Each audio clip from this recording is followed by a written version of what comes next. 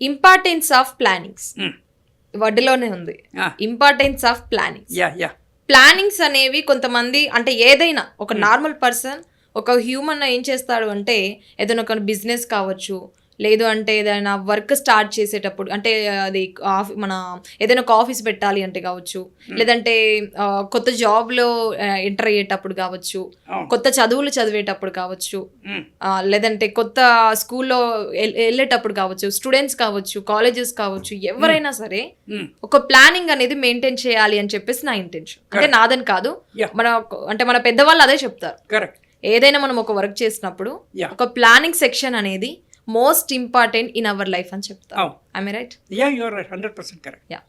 So ఏదైనా మనం work చేసినప్పుడు ఏది చేసినా సరే మంచి చేయని చెడు చేయని ప్లానింగ్ అనేది మోస్ట్ ఇంపార్టెంట్. చెడు చేయని పక్కన పెడదాము. చెడు అంటే సరే, ఇప్పుడు ఒక మంచి పని చేసినప్పుడు చెడు కూడా అక్కడ ఉంటుంది అని చెప్పి నా ఎక్స్పెక్టేషన్. దొంగతనం చేయడానికి కూడా ప్లాన్ చేయాలి. ఎప్పుడు పోవాలి, ఏ టైంలో పోవాలి, వీళ్ళు ఎప్పుడు ఇంట్లో ఉండరు అంటే అలా అనట్లేదు సార్. అంటే ఏమంటున్నాను అంటే ఇప్పుడు మనము అంటే మంచిని ఎంతవరకు ఆస్వాదిస్తామో చెడుని కూడా అంతే తీసుకోవాలి. ఎగ్జాక్ట్లీ అది చెప్తున్నాను. ఇంపార్టెన్స్ ఆఫ్ ప్లానింగ్ అన్న విషయానికి వస్తే డెఫినెట్లీ కొంతమంది ప్లాన్ చేసి ఒక పనిని స్టార్ట్ చేస్తారు, కొంతమంది ప్లాన్ చేయకుండా సక్సెస్ అయిన వాళ్ళు చాలా మంది ఉంటారు. సో అలాంటి వాళ్ళకి ఏం చెప్తారు? ప్లాన్ చేసి మనం ఒక వర్క్ ని స్టార్ట్ చేయాలంటారా, ప్లాన్ చేయకుండా వర్క్ స్టార్ట్ చేయాలి అంటారా? అసలు ఇవి రెండింటికి గల తేడాలు ఏంటి? గవర్నమెంట్లో ఎక్స్పెండిచర్ 2 రకాలు ఉంటుందమ్మా. ఒకటి ప్లానింగ్ ఎక్స్పెండిచర్, ప్లాన్ ఒకటి, ఇంకోటి unplanned or non planned expenditure. అట్లా అనేసి ఎక్స్పెండిచర్ ప్రతిదానికి అది ఆ కాన్సెప్ట్ ఉంది, ప్లాన్ అండ్ నాన్ ప్లాన్ అనేసి. బ్లూ ప్రింట్ అనే ఒక పదము. అంటే మనం చేసే పని చిన్న దగ్గర నుంచి మొదలుపెట్టి చాలా పెద్దది, వేరియస్ లెవెల్స్ ఆఫ్ వర్క్స్ ఉంటాయి. చాలా పెద్దదాన్ని వేసే project. For example metro rail, it's a project. ప్రాజెక్టులు చేయడానికి it takes a long time. చిన్నదానికి చిన్న పనులు ఉంటాయి. మనం ప్రొద్దు నుంచి ఈరోజు మార్నింగ్ నుంచి ఈవినింగ్ వరకు ఏమేమి పనులు చేయాలి అనేసి. సో ప్రతిదానికి ప్లానింగ్ అనేది అవసరము, ఎంతో కొంత ప్లానింగ్ అవసరం. ప్లానింగ్ తర్వాత one more thing is document it, అంటే పుట్ ఇట్ ఆన్ పేపర్. ఇప్పుడున్న మొబైల్లో డిజిటల్ కూడా మీరు పెట్టుకోవచ్చు. Then checklist and second check అనేది ఇంకోటి. అంటే ప్లానింగ్ చెడిపోకుండా యాజ్ ఎ పార్ట్ ఆఫ్ ప్లానింగే. అంటే నేను మామూలుగా లెట్ స్టార్ట్ విత్ దైనందిన జీవితంలో ప్రొద్దున లేచినప్పటి నుంచి రాత్రి పడుకునే వరకు చాలా పనులు చేస్తుంటాం కదా మనం, ఉద్యోగంతో సహా చాలా పనులు చేస్తుంటాం కదా. దానికి కూడా ప్లానింగ్కి కింద there is something like scheduling. పైననేమో ప్లానింగ్కి పైన ఏంటంటే విజన్, దూరదృష్టి.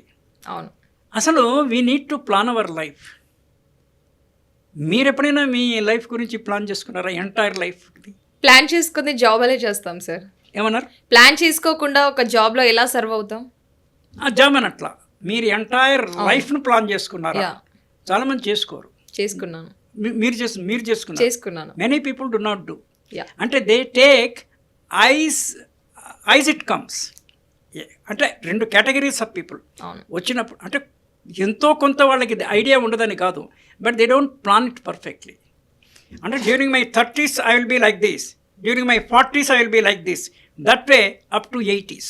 మీరు అన్నట్లుగానే నాకు చిన్న పాయింట్ సార్, పర్ఫెక్షన్ అనేది లేకపోతే మన లైఫ్లో ఫ్యూచర్లో చాలా వరకు లాస్ అవుతాం. నేచురల్గా పర్ఫెక్షన్ అనేది చాలా ఇంపార్టెంట్. ఎస్, అంటే మనం ఒక లైఫ్ని డిజైన్ చేసుకున్నప్పుడు, అవును, మనం అంటే మీరు అన్నట్లు ఒక లైఫే కావచ్చు, మీరు అన్నట్లు ఒక ప్లానింగే కావచ్చు, మన షెడ్యూలే కావచ్చు, ఎనీథింగ్, జాబే కావచ్చు, స్టడీయే కావచ్చు, ఇంకేదైనా సరే, బిజినెసే కావచ్చు, ఏది చేసినా కానీ ఒక పర్ఫెక్ట్ ప్లానింగ్ అనేది లేకపోతే డెఫినెట్లీ ఒక డౌన్ టు ఎర్త్ అనే స్టేజ్కి మనం వెళ్ళిపోతాం. Down to earth is a different word అమ్మా.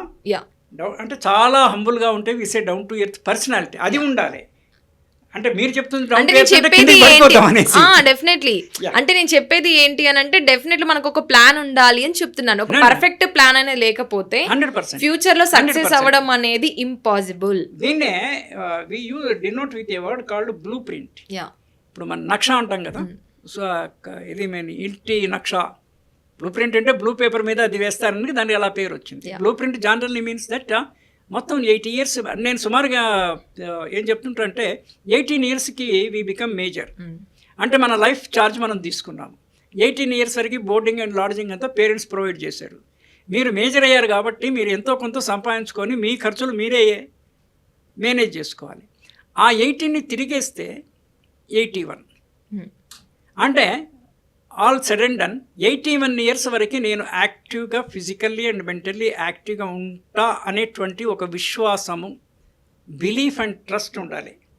ఇప్పుడున్న స్టూడెంట్స్కి మీరు ఏం చెప్తారు మరి ఫైనల్గా ఇదే, if you are more than 18 years now you have to take charge of your life.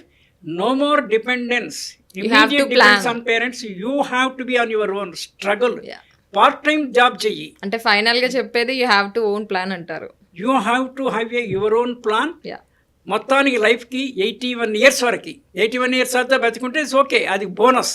At least మనం 30 ఇయర్స్ వరకు బ్రతికే వరకైనా అట్లీస్ట్ సెల్ఫిష్గా బ్రతికే కెపాసిటీ ఉండాలి. On our own terms, on our own self effort. Parents మీద కూడా ఆధారపడకూడదు.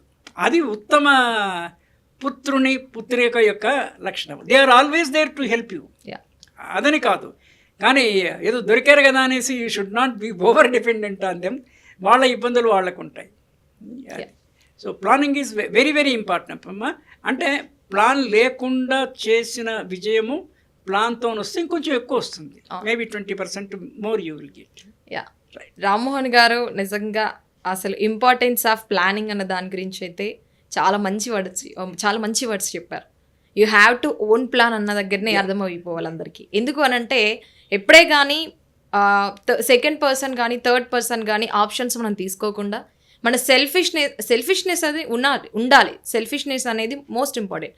కానీ ఇంకోటి ఏంటి అంటే మనం ఒక వర్క్ చేస్తున్నాము అంటే పర్ఫెక్షన్ అనేది important, timing sense important, schedule important, everything most important in our life. Exactly అమ్మా. టైమ్ సెన్స్, సిచ్యువేషనల్ గ్రాస్ప్, మీ చుట్టూ ఏం జరుగుతుంది అనేసి మీకు క్షణాల్లో దాని అవగాహన ఉండాలి. మీరు అక్కడ ఉండాలా, బయటికి వెళ్ళిపోవాలా, అంతే.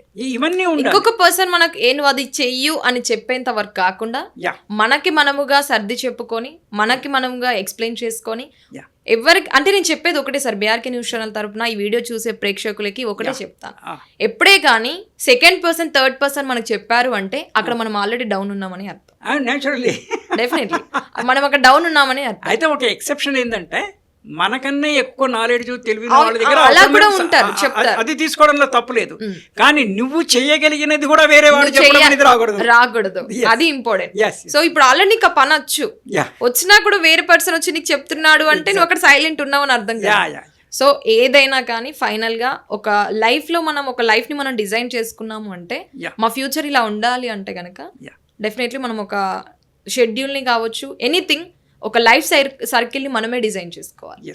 సక్సెస్లో మనం అంటే మన లైఫ్లో మనం సక్సెస్ అవ్వాలి అంటే ఒక బెస్ట్ ప్లేస్లో బెస్ట్ ప్లాట్ఫామ్లో ఉండాలి అంటే మన లైఫ్ని మన ఇల్లుని మనమే కట్టుకోవాలి. శక్తి మేర అని ఒక పదం వాడతామమ్మా. అంటే కొంతమందికి శక్తి అలా చెప్పి శక్తిని మించి చేయకూడదని కాదు, మన శక్తి ఉన్నంత వరకు మనం కష్టపడాలి. శక్తి ఉన్నంత వరకు కనీసమైన చేయాలి. అది శక్తి మేరకు అంటాం. అవును, మీరణం కాదు, శక్తి మేరకి. శక్తి మేరకు నువ్వు పని చేయకపోతే నీ శక్తి అనవసరంగా డ్రైన్ అయిపోతుంది కదా. దానివల్ల సమాజానికి నష్టం, సమాజానికి ఉపయోగం ఉండదు. ఉపయోగం వచ్చే పనులే చేయాలి. Thank you sir, thank you so much. మా బీఆర్కే ప్రేక్షకులకి చాలా చక్కటి మాటలు అయితే చెప్పారు, చాలా చక్కటి ఎక్స్ప్లెనేషన్స్ కూడా ఇచ్చారు, చాలా మంచి వర్డ్స్ కూడా చెప్పారు. Thank you sir, thank you so much. నమస్తే.